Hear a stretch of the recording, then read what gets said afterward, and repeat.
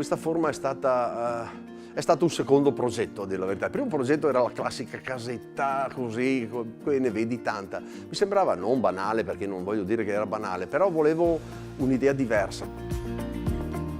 C'è una storia ancora da generazioni, diciamo, il nonno, il papà e avanti, insomma, anche una trasformazione, diciamo, delle varie generazioni, insomma, in questo momento.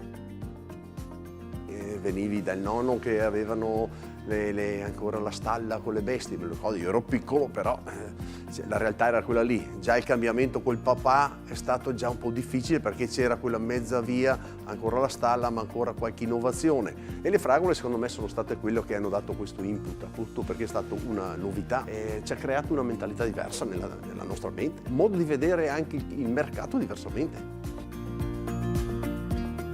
Beh, la terra è un valore infinito, la senti, la annusi, è bella da vedere anche quando c'è la neve, perché pensi che sotto cresce qualcosa. Chi è che non ha la terra dentro, secondo me? È perché magari chi non l'ha mai vissuta non può sapere il valore della terra prima di lasciarla andare. Andiamo a finire nella terra, dunque, bene o male, la terra fa parte della nostra vita.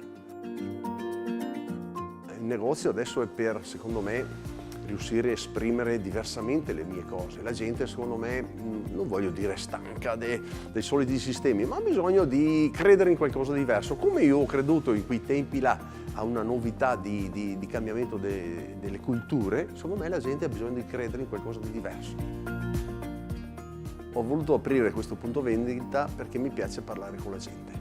Posso sembrare un fruttivendolo 4.0, futuristico così, però secondo me per la signora Maria che entra, sentirsi dire la mia storia, il perché di una cultura dell'insalata, secondo me è gratificante. Io sono sempre graziano, quello che lavora l'insalata o le fragole, e gli posso raccontare la mia storia.